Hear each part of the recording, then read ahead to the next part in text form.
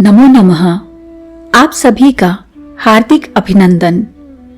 आइए श्री विष्णु पुराण के पंचम अंश के पहले अध्याय का पाठन आरंभ करते हैं।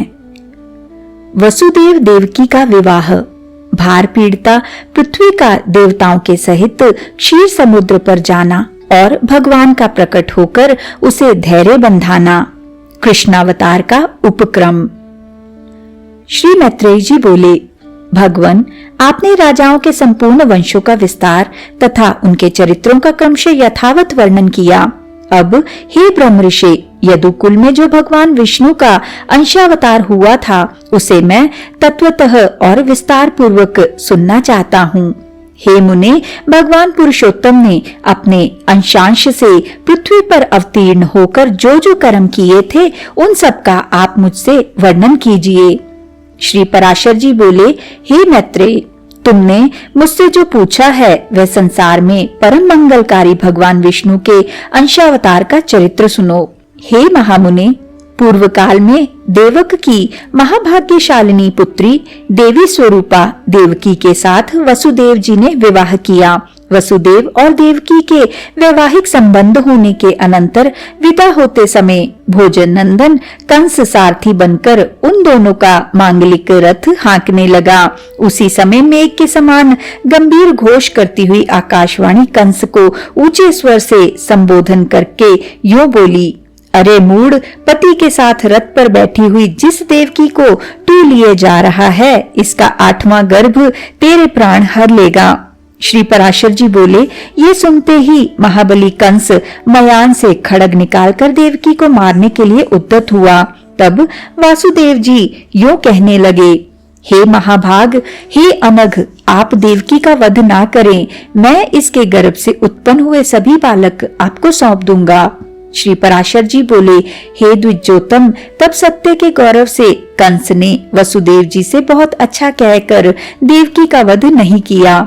इसी समय अत्यंत भार से पीड़ित होकर पृथ्वी गौ का रूप धारण कर सुमेरु पर्वत पर देवताओं के दल में गई। वहां उसने ब्रह्मा जी के सहित समस्त देवताओं को प्रणाम कर खेद पूर्वक करुण स्वर से बोलती हुई अपना सारा वृतांत कहा।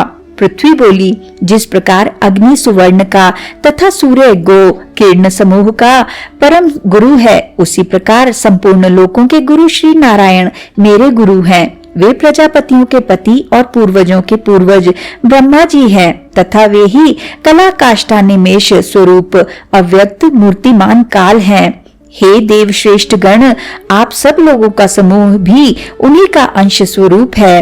आदित्य, मरुदगण, सात्यगण, रुद्र, वसु, अग्नि, पितृगण और अत्रि आदि प्रजापति गण, ये सब अप्रमेय महात्मा विष्णु के ही रूप हैं। यक्ष, राक्षस, दैत्य, पिशाच, सर्प, दानव, गंधर्व और अप्सरा आदि भी महात्मा विष्णु के ही रूप हैं।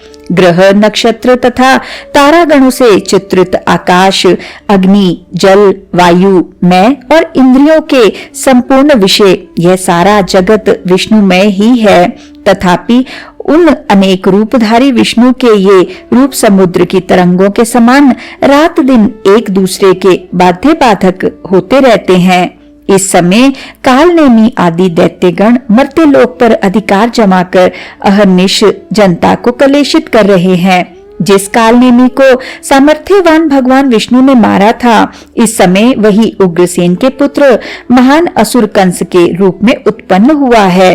अरिष्ट, धेनुक, केशी, प्रलंब, नरक, सुंद, बलिका पुत्र, अति भयंकर बाणासुर तथा और भी जो महाबलवान दुरात्मा राक्षस राजाओं के घर में उत्पन्न हो गए हैं, उनकी मैं गणना नहीं कर सकती।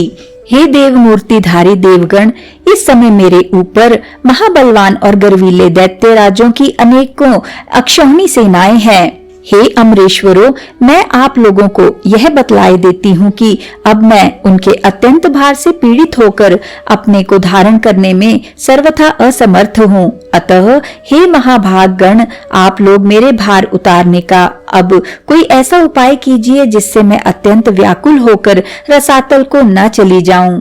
पृथ्वी के इन वाक्यों को सुनकर उनके भार उतारने के विषय में समस्त देवताओं की प्रेरणा से भगवान ब्रह्मा जी ने कहना आरंभ किया। ब्रह्मा जी बोले, हे देवगण, पृथ्वी ने जो कुछ कहा है वह सर्वथा सत्य ही है। वास्तव में मैं, शंकर और आप सब लोग नारायण स्वरूप ही हैं। उनकी जो जो विभूतियां हैं उनकी परस्पर न्यूनता और अधिकता ही बाध्य और बाधक रूप से रहा करती हैं। इसलिए आओ अब हम लोग क्षीर सागर के पवित्र तट पर चलें। वहां श्री हरि की आराधना कर यह संपूर्ण वृतांत उनसे निवेदन कर दें। वे विश्व रूप सर्वात्मा सर्वथा संसार के हित के लिए ही अपने शुद्ध सत्वांश से अवतीर्ण होकर पृथ्वी में धर्म की स्थापना करते हैं। श्री पराशर जी बोले, ऐसा कहकर देवताओं के सहित पितामह ब्रह्मा जी वहां गए और एकाग्रचित्त से श्री गरुड़ ध्वज भगवान की इस प्रकार स्तुति करने लगे। ब्रह्मा जी बोले, हे वेदवाणी के अगोचर प्रभु, परा और अपरा ये दोनों विद्याएं आप ही हैं। हे नाथ, वे दोनों आप ही के मूर्त और अमूर्त रूप हैं। हे अत्यंत सूक्ष्म, हे विराट स्वरूप, हे सर्वज्ञ, शब्द ब्रह्म और पर ब्रह्म ये दोनों आप ब्रह्ममय के ही रूप हैं। आप ही ऋग्वेद, यजुर्वेद, सामवेद और अथर्ववेद हैं तथा आप ही शिक्षा, कल्प, निरुक्त, छंद और ज्योतिष शास्त्र हैं। हे प्रभु, हे अधोक्षज, इतिहास, पुराण, व्याकरण, मीमांसा, न्याय और धर्मशास्त्र ये सब भी आप ही हैं। हे आधिपते, जीवात्मा, परमात्मा, स्थूल, सूक्ष्म, देह तथा उनका कारण अव्यक्त, इन सब के विचार से युक्त जो अंतरात्मा और परमात्मा के स्वरूप का बोधक तत्वमसी वाक्य है, वह भी आपसे भिन्न नहीं है। आप अव्यक्त, अनिर्वाच्य, अचिंत्य, नाम वर्ण से रहित, हाथ पांव तथा रूप से हीन, शुद्ध सनातन और पर से भी पर हैं। आप कर्णहीन होकर भी सुनते हैं, नेत्रहीन होकर भी देखते हैं, एक होकर भी अनेक रूपों में प्रकट होते हैं, हस्त पदादि से रहित होकर भी बड़े वेगशाली और ग्रहण करने वाले हैं तथा सबके अवेद्य होकर भी सबको जानने वाले हैं। हे परमात्मन, जिस धीर पुरुष की बुद्धि आपके श्रेष्ठतम रूप से पृथक और कुछ भी नहीं देखती, आपके अणु से भी अणु और दृश्य स्वरूप को देखने वाले उस पुरुष की अत्यंतिक अज्ञान वृत्ति हो जाती है। आप विश्व के केंद्र और त्रिभुवन के रक्षक हैं। संपूर्ण भूत आप ही में स्थित हैं तथा जो कुछ भूत, भविष्यत और अणु से भी अणु है, वह सब आप प्रकृति से परे एकमात्र परम पुरुष ही हैं। आप ही चार प्रकार का अग्नि होकर संसार को तेज और विभूति दान करते हैं। हे अनंत मूर्ति, आपके नेत्र सब ओर हैं। हे धातः, आप ही त्रिविक्रमावतार में तीनों लोकों में अपने 3 पग रखते हैं। हे ईश, जिस प्रकार एक ही अविकारी अग्नि विकृत होकर नाना प्रकार से प्रज्वलित होता है, उसी प्रकार सर्वगत रूप एक आप ही अनंत रूप धारण कर लेते हैं। एकमात्र जो श्रेष्ठ परम पद है वह आप ही हैं। ज्ञानी पुरुष ज्ञान दृष्टि से देखे जाने योग्य आपको ही देखा करते हैं। हे परमात्मन, भूत और भविष्यत जो कुछ स्वरूप है वह आपसे अतिरिक्त और कुछ भी नहीं है। आप व्यक्त और अव्यक्त स्वरूप हैं, समष्टि और व्यष्टि रूप हैं तथा आप ही सर्वज्ञ, सर्वसाक्षी, सर्वशक्तिमान एवं संपूर्ण ज्ञान, बल और ऐश्वर्य से युक्त हैं। आप रास और वृत्ति से रहित, स्वाधीन, अनादि और जितेंद्रिय हैं तथा आपके अंदर श्रम, तंद्रा, भय, क्रोध और काम आदि नहीं है। आप अनिंद, अप्राप्य, निराधार और अव्याहत गति हैं। आप सबके स्वामी, अन्य ब्रह्मादि के आश्रय तथा सूर्यादि तेजों के तेज एवं अविनाशी हैं। आप समस्त आवरण शून्य, असहायों के पालक और संपूर्ण महाविभूतियों के आधार हैं। हे पुरुषोत्तम, आपको नमस्कार है। आप किसी कारण, अकारण अथवा कारणाकारण से शरीर ग्रहण नहीं करते, बल्कि केवल धर्म रक्षा के लिए ही करते हैं। श्री पराशर जी बोले, इस प्रकार स्तुति सुनकर भगवान अज अपना विश्व रूप प्रकट करते हुए ब्रह्मा जी से प्रसन्न चित्त से कहने लगे। श्री भगवान बोले, हे ब्राह्मण, देवताओं के सहित तुमको मुझसे जिस वस्तु की इच्छा हो वह सब कहो और उसे सिद्ध हुआ ही समझो। श्री पराशर जी बोले, तब श्री हरि के उस दिव्य विश्वरूप को देखकर समस्त देवताओं के भय से विनीत हो जाने पर ब्रह्मा जी पुनः स्तुति करने लगे। ब्रह्मा जी बोले, हे सहस्त्रबाहो, हे अनंत मुख एवं चरण वाले, आपको हजारों बार नमस्कार हो। हे जगत की उत्पत्ति, स्थिति और विनाश करने वाले, हे अप्रमेय, आपको बारंबार नमस्कार हो। हे भगवान, आप सूक्ष्म से भी सूक्ष्म, गुरु के भी गुरु और अति बृहत् प्रमाण हैं तथा प्रधान, प्रकृति, महतत्व और अहंकारादि में प्रधान भूत मूल पुरुष से भी परे हैं। हे भगवान, आप हम पर प्रसन्न होइए। हे देव, इस पृथ्वी के पर्वत रूपी मूलबंध इस पर उत्पन्न हुए महान असुरों के उत्पात से शिथिल हो गए हैं। अतः हे अपरिमित वीर्य, यह संसार का भार उतारने के लिए आपकी शरण में आई है। हे सुरनाथ, हम और यह इंद्र, अश्विनी कुमार तथा वरुण, ये रुद्रगण, वसुगण, सूर्य, वायु और अग्नि आदि अन्य समस्त देवगण यहाँ उपस्थित हैं। इन्हें अथवा मुझे जो कुछ करना उचित हो उन सब बातों के लिए आज्ञा कीजिए। हे ईश, आप ही की आज्ञा का पालन करते हुए हम संपूर्ण दोषों से मुक्त हो सकेंगे। श्री पराशर जी बोले, हे महामुने, इस प्रकार स्तुति किए जाने पर भगवान परमेश्वर ने अपने श्याम और श्वेत दो केश उखाड़े और देवताओं से बोले, मेरे ये दोनों केश पृथ्वी पर अवतार लेकर पृथ्वी के भार रूप कष्ट को दूर करेंगे। सब देवगण अपने अपने अंशों से पृथ्वी पर अवतार लेकर अपने से पूर्व उत्पन्न हुए उन्मत्त दैत्यों के साथ युद्ध करें। तब निस्संदेह पृथ्वी तल पर संपूर्ण दैत्यगण मेरे दृष्टिपात से दलित होकर क्षीण हो जाएंगे। वसुदेव जी की, जो देवी के समान देवकी नाम की भार्या है, उनके 8वें गर्भ से मेरा यह श्याम केश अवतार लेगा और इस प्रकार यहाँ अवतार लेकर यह काल नेमी के अवतार कंस का वध करेगा। ऐसा कहकर श्री हरि अंतर्धान हो गए। हे महामुने, भगवान के अदृश्य हो जाने पर उन्हें प्रणाम करके देवगण सुमेरु पर्वत पर चले गए और फिर पृथ्वी पर अवतीर्ण हुए। इस समय भगवान नारद जी ने कंस से आकर कहा कि देवकी के 8वें गर्भ में भगवान धरणीधर जन्म लेंगे। नारद जी से यह समाचार पाकर कंस ने कुपित होकर वसुदेव और देवकी को कारागृह में बंद कर दिया। हे द्विज, वसुदेव जी भी जैसा कि उन्होंने पहले कह दिया था, अपने प्रत्येक पुत्र को कंस को सौंपते रहे। ऐसा सुना जाता है कि पहले 6 गर्भ हिरण्यकशिपु के पुत्र थे। भगवान विष्णु की प्रेरणा से योग निद्रा उन्हें क्रमशः गर्भ में स्थित करती रही।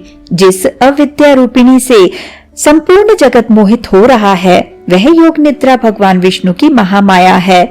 उससे भगवान श्री हरि ने कहा।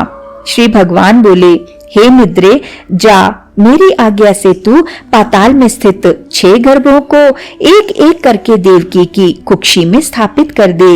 कंस द्वारा उन सब के मारे जाने पर शेष नामक मेरा अंश अपने अंशांश से देवकी के 7वें गर्भ में स्थित होगा। हे देवी, गोकुल में वसुदेव जी की जो रोहिणी नाम की दूसरी भार्या रहती है, उसके उदर में उस 7वें गर्भ को ले जाकर तो इस प्रकार स्थापित कर देना जिससे वह उसी के जठर से उत्पन्न हुए के समान जान पड़े। उसके विषय में संसार यही कहेगा कि कारागार में बंद होने के कारण भोजराज कंस के भय से देवकी का 7वां गर्भ गिर गया। वह श्वेत शैल शिखर के समान वीर पुरुष गर्भ से आकर्षण किए जाने के कारण संसार में संकर्षण नाम से प्रसिद्ध होगा। तदनंतर हे शुभे, देवकी के 8वें गर्भ में मैं स्थित होऊंगा। उस समय तू भी तुरंत ही यशोदा के गर्भ में चली जाना। वर्षा ऋतु में भाद्रपद कृष्ण अष्टमी को रात्रि के समय मैं जन्म लूंगा और तू नवमी को उत्पन्न होगी। हे आनंदिते, उस समय मेरी शक्ति से अपनी मति फिर जाने के कारण वसुदेव जी मुझे तो यशोदा के और तुझे देवकी के शयन गृह में ले आएंगे। तब हे देवी, कंस तुझे पकड़कर पर्वत शिला पर पटक देगा। उसके पटकते ही तू आकाश में स्थित हो जाएगी। उस समय मेरे गौरव से सहस्त्र नयन इंद्र सिर झुकाकर प्रणाम करने के अनंतर तुझे भागिनी रूप से स्वीकार करेगा। तू भी शुंभ निशुंभ आदि सहस्त्रों दैत्यों को मारकर अपने अनेक स्थानों से समस्त पृथ्वी को सुशोभित करेगी। तू ही भूति, सम्मति, शांति और कांति है। तू ही आकाश, पृथ्वी, धृति, लज्जा, पुष्टि और उषा है। इनके अतिरिक्त संसार में और भी जो कोई शक्ति है वह सब तू ही है। जो लोग प्रातः काल और सायंकाल में अत्यंत नम्रता पूर्वक तुझे आर्या, दुर्गा, वेदगर्भा, अंबिका, भद्रा, भद्रकाली, क्षेमदा और भाग्यदा आदि कहकर तेरी स्तुति करेंगे, उनकी समस्त कामनाएं मेरी कृपा से पूर्ण हो जाएंगी। मदिरा और मांस की भेंट चढ़ाने से तथा भक्ष्य और भोज्य पदार्थों द्वारा पूजा करने से प्रसन्न होकर तू मनुष्यों की संपूर्ण कामनाओं को पूर्ण कर देगी।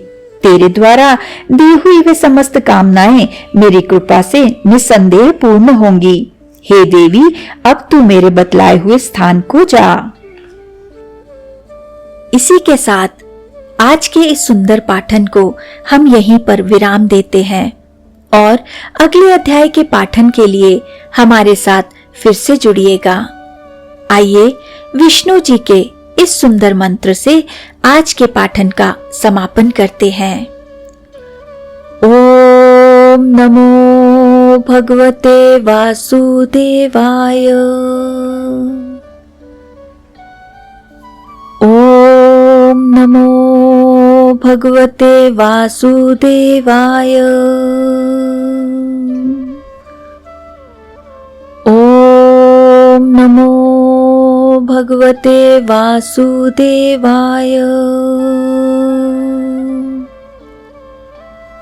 ओम नमो भगवते वासुदेवाय।